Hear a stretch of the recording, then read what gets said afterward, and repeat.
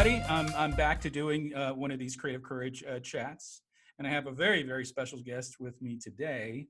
It's my former art teacher, Tom Dowling, and if any of you have if there's like the three of you that read this book are out there, he's the one who wrote the testimonial in the back and of the book, and he's the person I reference in the book as well. And I grant him the title of being someone who has mentored me throughout my life and really inspired me creatively from just the class I took with him when I was young. He really put me on an important path that I clearly been inspired by. So I'm really excited about you being on here, Tom, with me, and we can talk a little bit about creativity and art in general. And you're a retired teacher now, but you are actively working as an artist right now. Yes. Yeah. Active. Super active. Active. Right. Overly active, some might say. Right, and in the art community, which you're connected with in a big way, especially all over the world, because I know in Ireland you've done work in Ireland and you've worked with people all over the world. But right now, with what's going on, the fact that this is a global issue, it's really kind of affecting the art community in an interesting, interesting, sad also in a lot of ways with the art community. We had a little brief conversation about that a while back.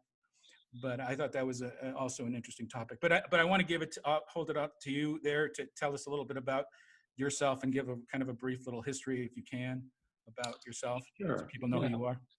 I'm a working artist. Even as a teacher, I always thought of myself as an artist first.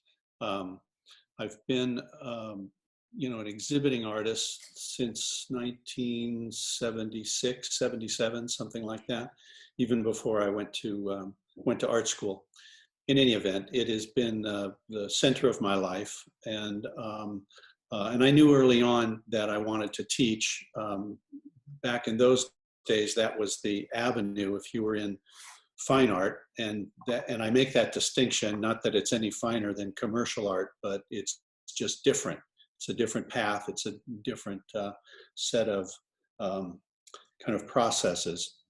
In any event, I knew that doing what I did, sort of self-creating, not really trying to do original work, and my target audience was collectors, museums, the press, in the general sense of the press, scholars, maybe a better word, and I knew that was a long-term goal. That was something that was going to build year after year. So anyway, teaching became the way to make a living, the way to have a normal life, a family and a house and such.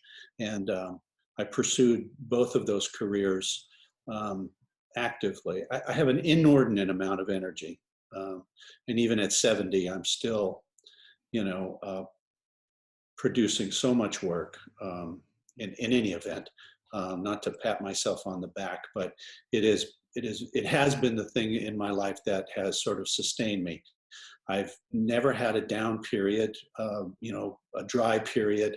I just keep moving, and as I'm glad you mentioned Ireland. I'm quite. I'm kind of, how do you put it? I'm a very small fish in that big pond, that European pond. But that's something that I started to approach a few years ago. And we spend part of every year in Ireland, and of course, onto the continent when, at times as well. Maybe a bit of a bigger fish here in Southern California. But I'm fortunate. I had a great career as a teacher, and now I'm making a lot of art, and I'm in a position where it doesn't really have to sell. It's not like putting the bread and bacon on the table, but it's nice when it gets to show. It's nice when it does sell once in a while. It's nice when people respond to it. Right. It's funny when you mention how driven you are to work. I specifically remember something. I thought I told you everything about things I've learned from you, but I specifically do remember in the early days you accrediting me with being prolific. And I remember not knowing what that word meant. And I said, thank you. And then walked away and looked it up. and Yes. and everything. And I do feel that in my work, I'm definitely prolific. I'm always kind of doing something every day. I'm creating something. And I know Yeah. that you are, because you've always got something new and fresh in your studio there behind you. I see there's work that wasn't there last time I was at your place. I mean, there's all new stuff up there all the time. So you're always working. Yeah. Um, I should say this, the bane of my life is that I make so much stuff that I have no place to store it. I'm storage poor. I have to, you had to build that studio, right? That was an addition to the house, wasn't it? Yeah, yeah. Yeah. And, and as it's, this is the most beautiful studio I've ever had. Usually I've been in warehouses, but in warehouses, you have lots of room. So storage was never a problem. So Sure. now I'm always trying to protect my working space here. And, what's behind me is recent work, and it's on the wall. It's really just a coincidence. You asked me, to speak today with you, but the work, that and much more is just filled the walls here, because I'm literally wrapping it and boxing it and putting it in storage, after photographing it and sending it to galleries and such. Well, So, a lot of your work is in that vein and that style. And whenever were upstairs and we were up there and I talked to you about your work, you're very, very, very good about expressing the techniques and what it takes to go into it, and what you were trying to do with textures and feel, and your intent in what you're trying to show with the work. And I've always kind of wanted to try to.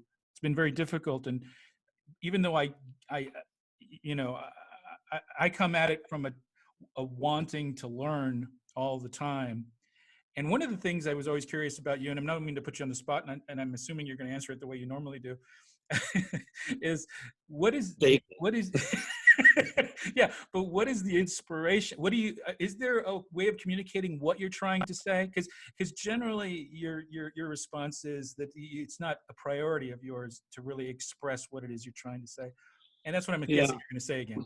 It's like a magician, you don't want to give away the trick. But I was just curious on where that inspiration comes from, because you've been your whole life driven by wanting to create your ideas and share your ideas and communicate through your work. And what is that well, thing? I am, my work is very reductive. It's very, minimal, is one of the terms that has been applied to me. um, when you when you do creations that are so spared down, often to validate it to most people, you have to talk about how you did it, the techniques, the kind of the physical qualities of it and the processes. And so often I will start off talking about my work in terms of the techniques and the processes. When it comes to the meaning in the work, the expressiveness in the work, that has more to do with I'm I'm I'm I'm less interested in creating things that have the time stamp of today. I look for I try to create things that are more timeless, and I don't mean this in a vague way. I think there's a great sort of connection from generation to generation in modernism, and I want to be a part of that. I want to be a part of that dialogue.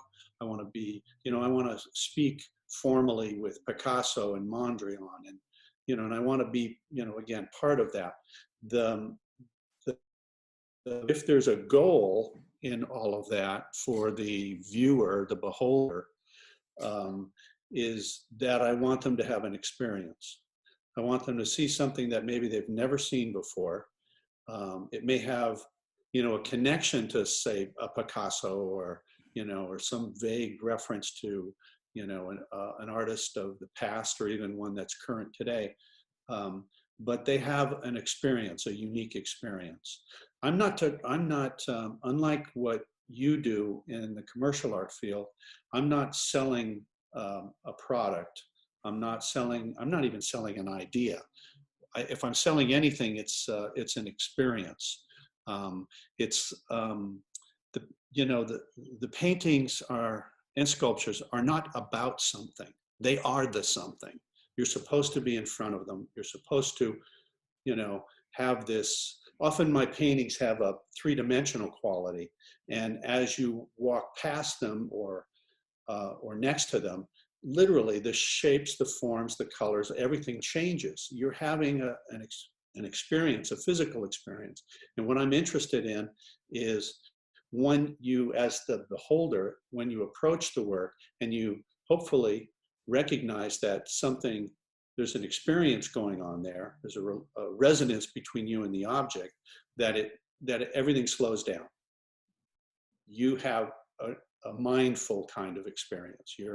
It enriches you in something. It intervenes in your, you know, as you walk through the gallery or the museum, Yeah. you know, most people spend, you know, a few seconds in front of each painting. My goal is to put the brakes on, give you something Well, to. in commercial art, it's the same thing. You try to create an interruption with the work, Yeah. whether it's with phrases or with its art, because you want people to take a moment and absorb what it is you're trying to communicate. And even though that's not what you said you were trying to do as far as communicate, but I do think this is really great for me to be able to talk to you right now, because I kind of think that a lot of people now have forgotten what it is to appreciate and to understand the experience one has with fine art. I think that right now it's almost missing in a lot of ways in people's experiences, is taking the time to appreciate and observe something and take it in for what it is.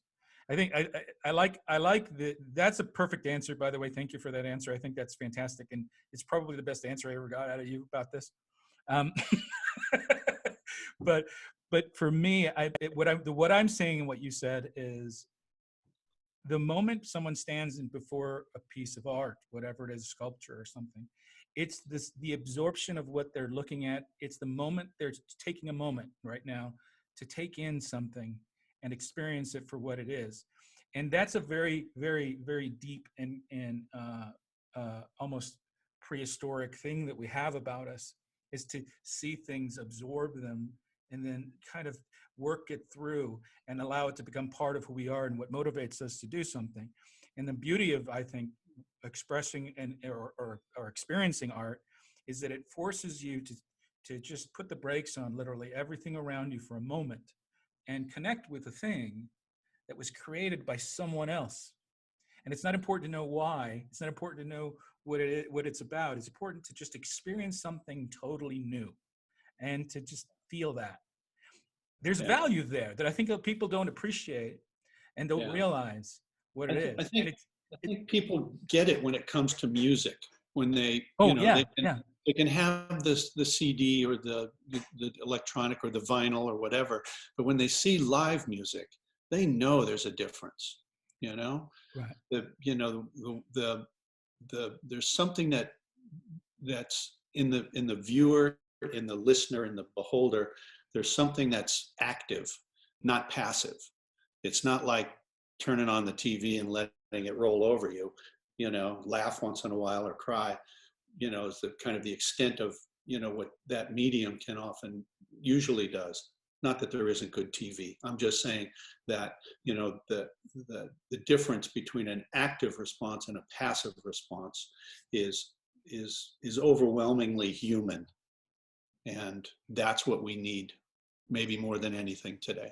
Yeah, I think I agree 100%. And it's in my talk, I don't know if you remember, but I referred to a cello teacher, Greenhouse is his name. He's passed away since then, but he offered a really interesting example, because music is a really good metaphor for what we're talking about. Because if you think of music, you think of sheet music. Everything, the timing and the notes are all the same for anybody that reads the music. But if you give that sheet music to a student that's been playing cello for maybe 2 or 3 years, and then they play it, and it sounds fantastic. It sounds great, and it's a beautiful thing, and you listen to it and you think that's great. But then you hand that same sheet music to someone who's been playing his entire life, 40 or 50 years, and then they play it, and it's the same notes, it's the same timing, it's the same exact song, but there's something there that comes from someone who has drenched himself in music and understands that it's no longer, the cello is no longer a tool. It's just part of who they are. And when they communicate the music, it comes to somewhere different. And I think there's a difference, that the thing that we're missing is that. And I think that fine art brings that out of us, is this deeper meaning of how we experience the world. It taps into something like that, because there's very little in the world. We're bombarded with data and constantly communication on a regular basis, and it becomes normal to us. We almost become kind of almost passive about the violence we see or the wrongs we see. It's like, oh, well, there it is again. Well, there it is again. Well, that's the world. And we warn our kids, the world's a terrible place. You got to be careful. Don't trust people. Don't trust this person. Make sure if you look shady, you don't want to be around them. But where's the other stuff? Where is, you know, and I think, I don't know if I'm making any sense, but.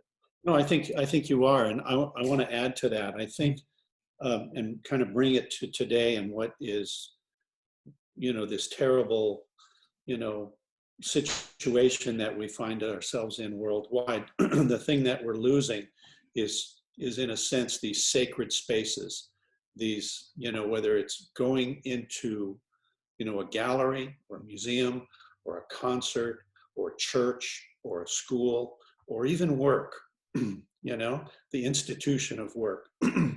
You cross that threshold and, you know, I'll just use the church as an example, you know, or a synagogue or a temple, whatever, you know, you're going in there. I used to, when I was teaching art history, I used to sort of shock my students the first day. You know, if you can imagine a auditorium with 100 or so students and, you know, settle them all down the first day of school. And I'd say, I went to church today. And you could kind of see most of them kind of roll their eyes and go, oh God, I've got one of those, you know, proselytizers. And then I would say, yeah, my alarm went off. I jumped in my car, still wearing my pajamas. I drove to church. I left the car running. I went through the, you know, in the doorway up to the altar, slapped my hand on the altar, jumped back in my car, went back home and went to bed. And I looked at them, you know, and they're all like looking at me like I'm crazy. And I said, yeah, I went to church today. Let that sink in. And then I go, I didn't go to church, did I? And they, you know, of course they agree, you know. And I said, you know, you are in this space. You and me have a bargain here. We're going to go through this information. I'm going to tell you and give, you know, what I know, give you some insights, hopefully, that will help you. Anyway, you know, the usual stuff. But my point here is that we've lost those sacred spaces with this isolation and, you know, the way we have to live. So much of it's very hard for the internet and a, you know, a computer screen to become sacred. Maybe there's a way we can make that happen.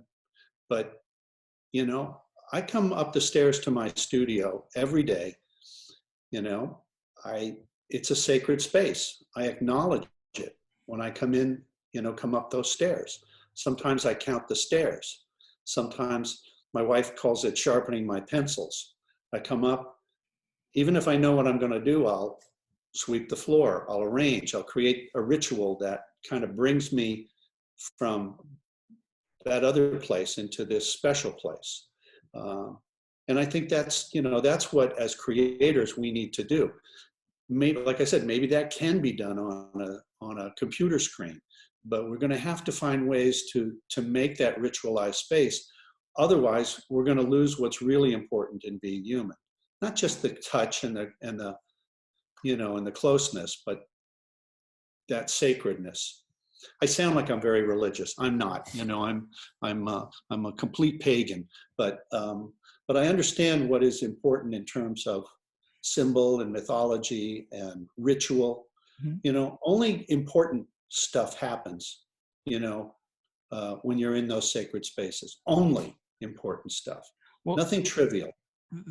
You know, you calling it religious, I think is actually accurate. I think people that are religious are searching for a truth of some kind. And I think that the act of searching is actually more important than the finding. Absolutely. You know, yeah. and that's the most important thing, is for people to just keep working and searching and this is that active thing I was talking about. Yeah. Searching is active, not passive. And it's interesting too that you describing your approach with your students when you're talking about that, because uh, and I know I talk about you like this a lot, but one of the things from the class with you was interesting, and I use it as an example in my workshop and in the book, is your ability to try to always show people a new path. And I think that's just because that's what you have internally in you and your work, is you're always trying to find a new way of seeing something, or find, so it's something that we all experience on a regular basis, but did you consider looking at it in this angle, and change the path that we have?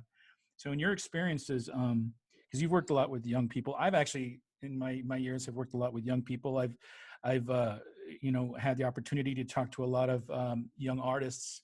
I've kind of created that, as being the creativity guy.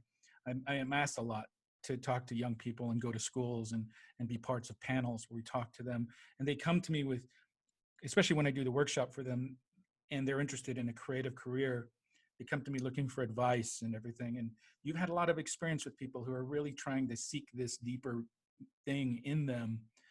And there's so many students that you've had over the years. Is there a commonality you see in young artists as opposed to more seasoned artists? The ones who actually were able to hold on to that youthful want of being an artist and carry it with them throughout their lives?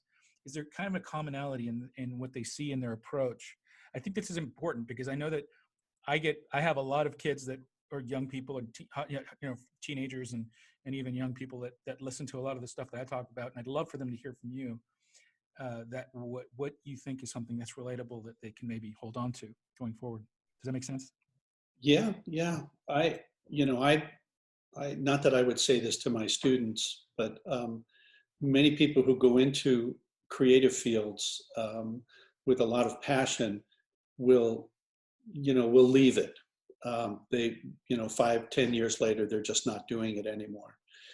And I would say that, sometimes that's okay because they found another path, and their connection to the arts will always be strong because of their involvement in it when they were younger.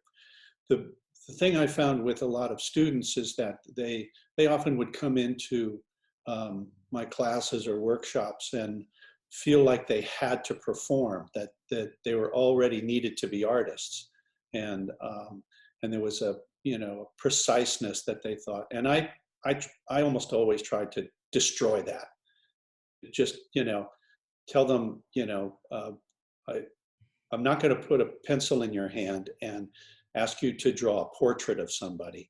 I'm going to put a piece of big, thick charcoal in your hand and ask you to make, some of the most crazy marks you've ever done. Mm-hmm. There's, I want you to be playful.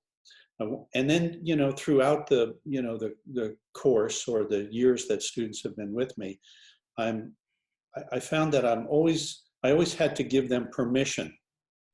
They needed me to give them permission to goof off, to be playful, to do something that, and that's, I think, where you use me as a reference when I say I always look for another path.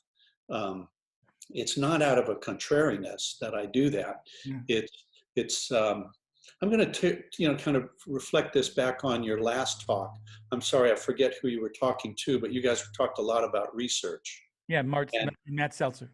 Max, and so this is what a fine artist in a studio or in a classroom studio does, is research. Only it doesn't seem like it because it's mark making and it's color mixing and it's all these different things, and image making that is, doesn't have to be precious. Not every mark you make is important. It's not worth saving. And so, certainly in the early days of an art student's life, the other thing that I would try to do to my beginning students always was to give them a sense that the marks they made were unique to them. I wasn't interested in them making marks like me. Can you say that one more time? There was a little bit of a glitchy thing that just happened. Say that one more time about what the importance of the marks, real quick for me. The marks that they made were unique to them. There we go. only they made marks like that. It may be similar to somebody else, but it was their mark, the way they did it, and they needed to learn how to develop that. You know, often, even though my own work is abstract and productive, I taught representational art quite a bit. You know, how to draw everything from the figure to, reality. And I would often say, I'm pointing to the outside world here. That's reality. And, and these are your materials, and you're the conduit. It needs to go through you. You're not just duplicating what's out there or what's in front of you. And certainly the materials can't do that on their own. You're the one that's integral, that is important to this whole process. So why not do it your way? Why not, Then of course, I twist it up when they feel good and they're more confident in what they do. Then we start talking more in terms of depth. Well, what if you did this? What if you added color here? What if it's skill building. I'm going to be doing a talk with a friend of mine that works out here at UNLV, and we're going to talk about creativity and education. And I love that what you were saying is giving them permission. And I think that's incredibly important. Actually, the moment you said that, I actually felt because that is so important, is because a young mind has a lot of power behind it, and a lot of energy, a lot of expression that it needs to do. And it's been because of systematically stifled. And I think that then they walk into this place where they're asked to just get rid of that. And this is the time to fail. This is the time to express. That's right. This is the time to really understand. You don't know what your potential is until you failed very, very deeply. And, yes. and then you understand a little bit more about, oh, I was being too cocky, or, oh, I was really reaching a little too far there, even better, you learn that it doesn't kill you. If you fail, you learn that it isn't the end of everything.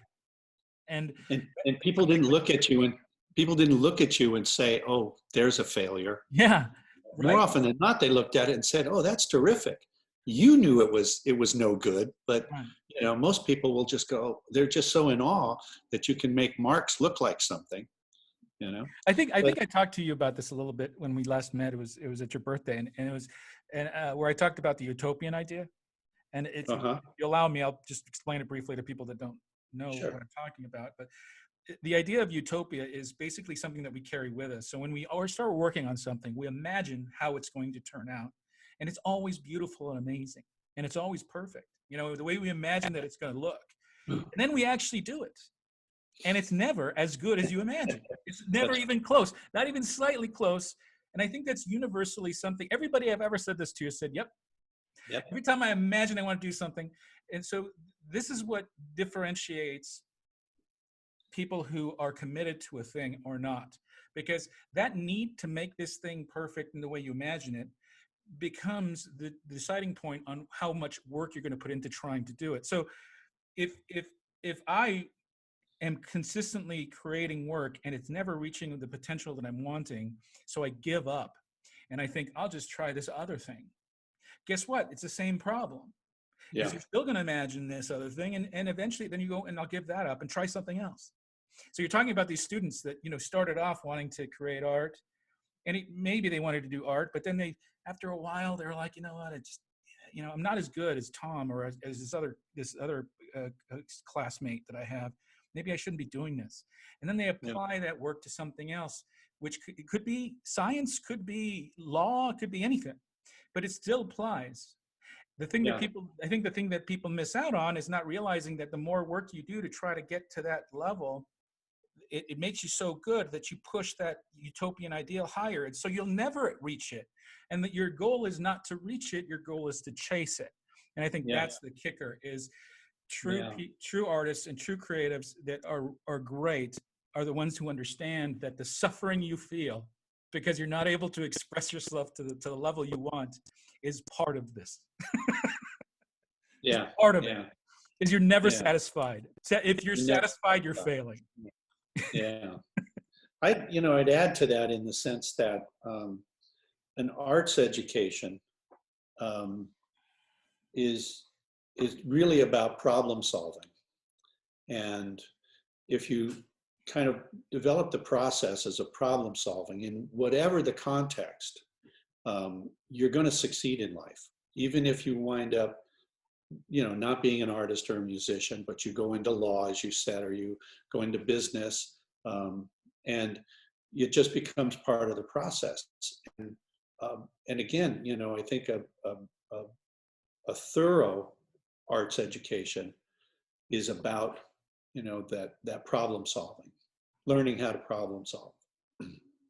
Agree 100% on that. And I think that's the thing about it is if you allow yourself to experience what I experienced in that class, which was I was a shy kid, and I think I already explained. I said this to you. Nobody's going to believe you were a shy kid. You can't. I was a shy kid, and I lied to get You in. were quiet. I will say that. You remember that I lied to get into your class? I Yes. totally cheated to get into your class. So, because back then they didn't have everything on computers, it was on microfiche and all this kind of stuff. And I just said that I took all these pre-courses I had to do to get into experimental art. I just said it was like I wasn't going to waste myself on life drawing. What a waste of time that is. I'm not going to waste pen, watercolors. Give me a break. I want to try. This is the class I want. I want to experiment. I want to really try things because I spent my whole life experimenting. I want to try it, and You had the skills. I mean, if it had been, the third or fourth week of school and you weren't doing anything, or but you were articulate about what you wanted to do, and you had the skills, you again, research, you had sketches, you had things building up to, to do your semester project. So right. And it was an amazing experience because the people in that class were amazing as well. I don't remember her name, but I remember she was beautiful. I remember she was gorgeous. they're all gorgeous. Yeah. And she did this sculpture of a bed that she had taken apart. I don't know if you remember this. Yeah, Lisa Corpos. Yeah. Right. All and everything. And then there was pictures of her that were, some lovely pictures of herself that were all over it too. Yeah.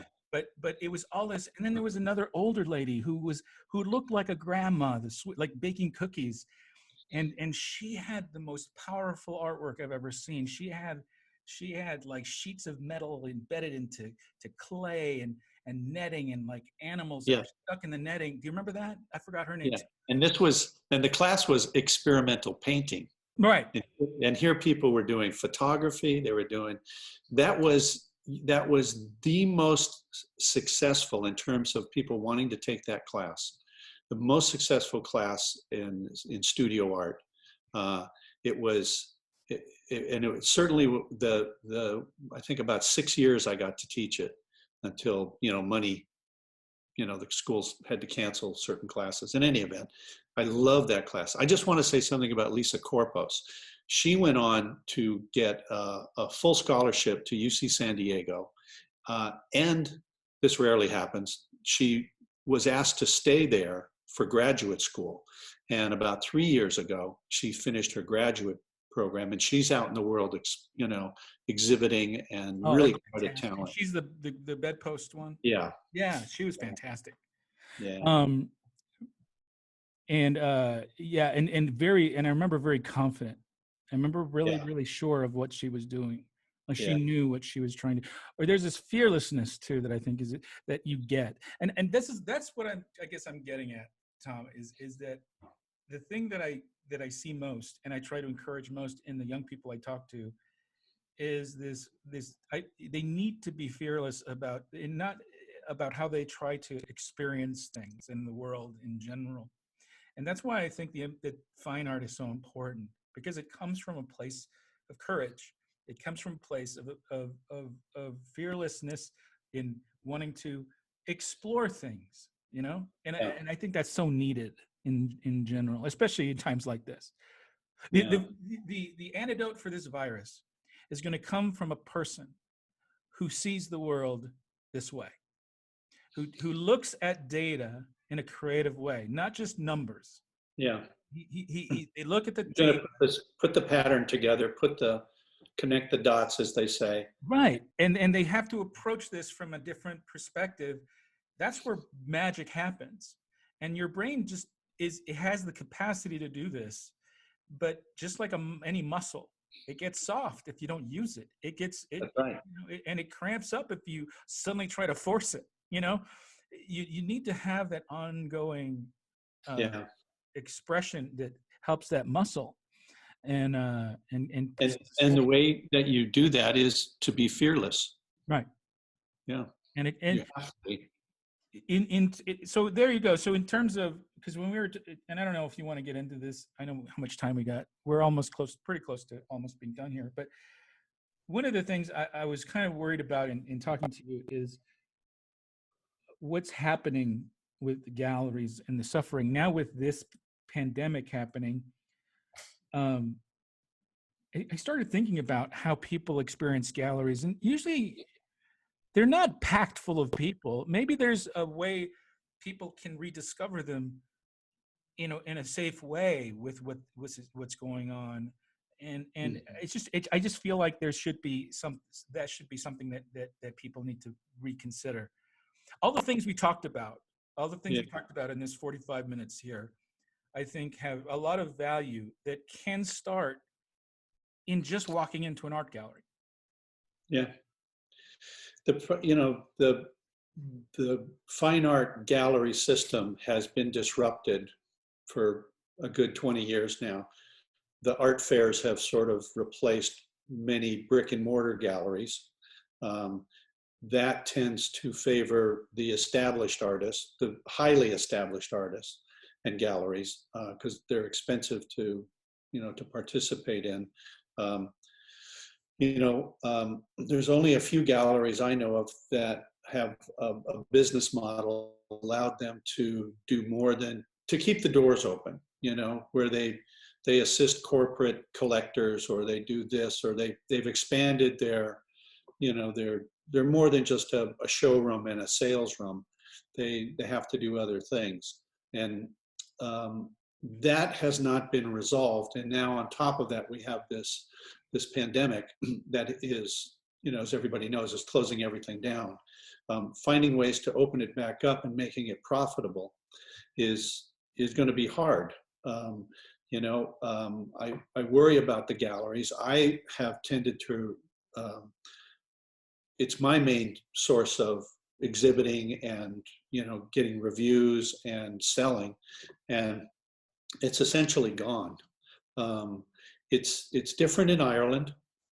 I mean, it's just as hard to maintain a brick and mortar gallery, but their price structure is such, and their rents are so low, and I mean, there's ways in which it's managed to happen over there, but here I'm really worried about some of the galleries. I